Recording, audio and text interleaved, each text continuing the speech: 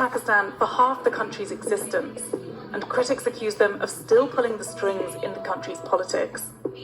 You blame the military for many things. Why should people vote for you if you can't control the military? My responsibility was fighting corruption, but I did not have the authority on the institution that was supposed to be a tool to fight corruption, NAB, which was controlled by the army chief. Do you not feel like it needs to be dismantled in order to actually have a free and fair country, as you say?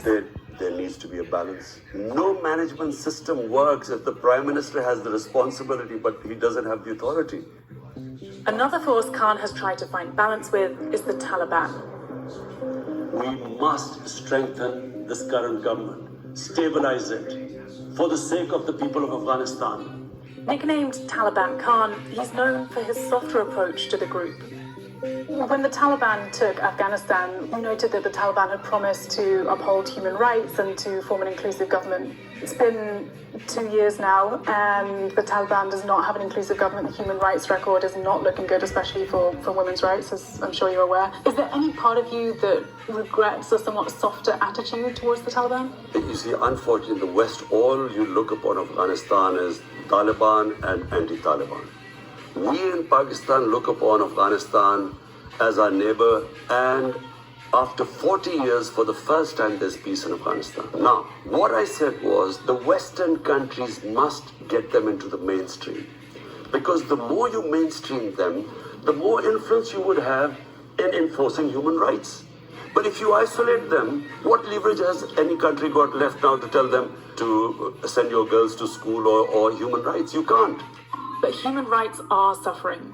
We visited Afghanistan after the Taliban takeover and witnessed firsthand the erosion of women's rights.